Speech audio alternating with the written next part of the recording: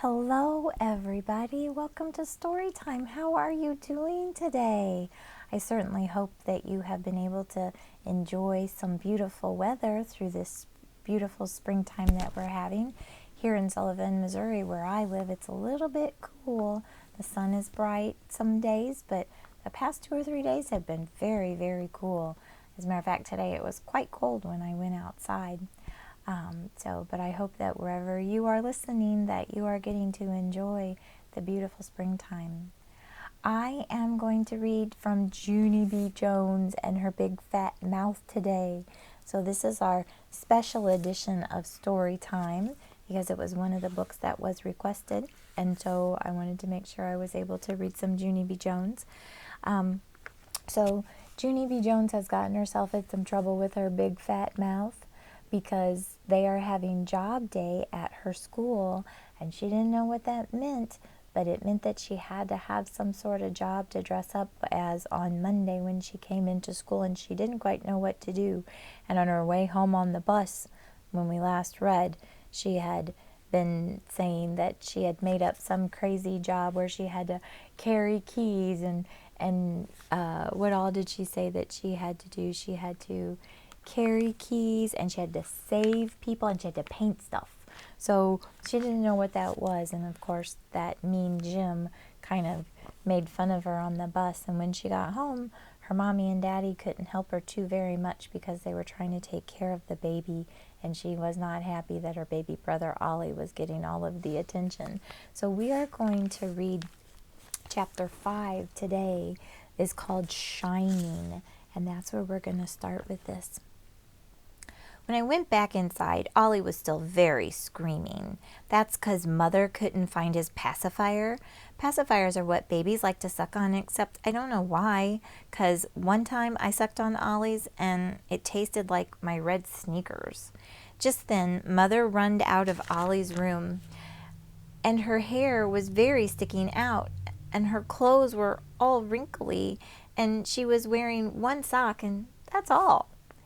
"Where is it? Where is the pacifier? It just didn't disappear into thin air, you know," she hollered very loud. Then me and Daddy had to help Mother look for the pacifier speedy quick, 'cause she was losing her grip, I think. I looked in the couch. That's because sometimes if you push your hand way under the cushions, you can find some good stuff under there. This time I found 3 Cheetos and a popcorn. They were very delicious. After that, I looked under Daddy's big chair. Only it was too dark to see under there, and so I run to get a flashlight, 'cause I learned about flashlights in school. Remember? Flashlights are fun to shine in the dark. I shined it in the dark closet and also down the dark basement steps. Then I remembered another dark place, and its name was Screaming Ollie's room, 'cause his shades were pulled down for his nap. That's why. I runned there very fast. "Look," I said to Screaming Ollie, "I've got a flashlight." I shined it on his ceiling. "See? See the little round circle of shine up there?" I said. Then I shined it on his jungle wallpaper. "And see the monkeys, Ollie? The hippopota something?" I asked him. Only Screaming Ollie just kept right on screaming, and he didn't show courtesy to me. Courtesy is the school word for listening very polite. That's how come I shined it right in his big fat crying mouth. Except for just then a problem happened, and that's called Mother sneaked up on me in her quiet sock. "Junie B. Jones, what in the world do you think you're doing?" she hollered. I did a gulp, and then my heart got very pumpy because I was in big trouble. That's why. Look at that. Here's a picture of Junie B. Uh-oh. Mother was not happy that she was shining the flashlight on her brother, Ollie. "I'm shining," I said, real soft. "Out," she said. "Out right now." And so that's how come I started to leave, except for when the flashlight shined on the floor and I saw something very wonderful down there. "Hey, look, it's a pacifier," I shouted. "I found the pacifier. It was hiding under the rocking chair." Then I hurried to pick it up, and I gave it to Mother. Her face got relief on it. "Thank goodness," she said. "Yes, thank goodness," I said back. Mother wiped the pacifier off, then she blowed on it very hard. Yeah, only you can't blow germs off, I said, 'cause that stuff's been on the ground. It's very dangerous. And so then Mother gave me the pacifier and I washed it off with soap and water. And guess what? Then I put it right in Ollie's mouth and he stopped crying. Mother looked proud of me. Where did you get so smart? She asked. At school, that's where, I said. Then all of a sudden my eyes got big and wide 'cause a very great idea popped right inside of my head. Hey, I thought of it, I hollered. I thought of what I can be for job day. Then I jumped up and down and I run down the hall.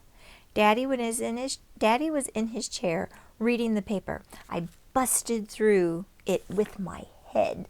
She ran right through the newspaper with her head. I thought of it, what kind of job I can be when I grow up. Daddy said, slow down to me. That's because he didn't know what the heck I was talking about, of course. Yeah, only I can't slow down, I explained, 'cause I'm very celebrating and now I don't have any tension in me anymore. Just then Mother came into the room. What's all the excitement about? She said. I clapped my hands together. I have an announcement. That's what it's all about, I said, real happy. Well, what is it? Said Mother. Tell us. So I then stood up straight and tall, and I told Mother and Daddy the name of the job I'm going to be when I grow up. That's a good one, right? I said, very excited. That's the bestest job you ever heard of, isn't it? Except for Mother and Daddy didn't answer me.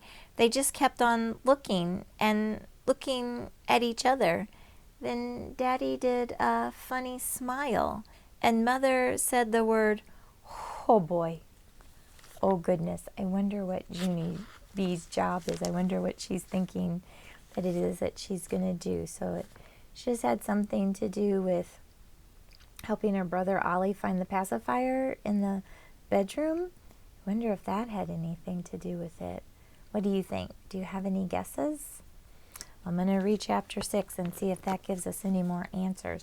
This chapter is called Tingling. I couldn't sleep for the whole week, and that's because I had tingling excitement in me about job day, and my brain wouldn't settle down. And so on Monday, I zoomed to the bus stop very fast. Look, Mr. Wu, I said to my bus driver, look what I am wearing today. Then I opened my jacket and I showed him my job clothes. See, it's nice pants and dangling keys and a paintbrush, I said, except for I can't tell you what I am, 'cause it's my special secret. Then I plopped down in my seat, and me and Mr. Wu drove to the next corner. That's where my bestest friend Grace got on. She was wearing Mickey Mouse ears and a dress with red and white polka dots on it. Grace, I said, very smiling, you look very beautiful in that dotty thing. I know it, she said. That's because I changed my mind about who I'm going to be when I grow up. Now I'm going to be Minnie instead of Mickey. Then I stopped smiling, and my stomach felt very sickish inside again, 'cause that meant Minnie Mouse was fake, too. Disneyland is a fib, I said. After that, the bus stopped again, and William got on. He was wearing a Superman outfit, except he had a W on the front of him, and not the letter S. The W stands for William, he said to Mr. Wu. Does that mean you can fly? Asked Mr. Wu. Then William grinned very big, and he held out his arms, and he jumped way high in the air. Except for he didn't fly, and so he just sat down. After that, the other kids got on the bus too. So look, there's a picture of him trying to fly. Even with his cape on, he couldn't fly. And Roger had on keys just like me, and also plastic handcuffs. And Charlotte was wearing a red paint apron and some watercolors in her pocket. And that mean Jim was wearing a white bathrobe. Hey, I got a bathrobe just like that, Jim, I said, very friendly. It's not a bathrobe, dummy, he said. I'm a kung fu karate guy. Jim is a kung fu karate guy, I said to Grace, except for he just got out of the bathtub. Then me and her laughed and laughed, 'cause that was a funny joke, of course.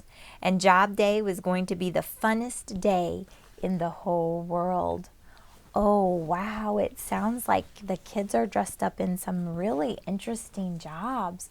And so the next time that I read, we'll find out what those jobs are and what everybody's dressed up as. So I am so happy that you came here and you got to listen and join me as I read with you today with Junie B. Jones and Her Big Fat Mouth, written by Barbara Park.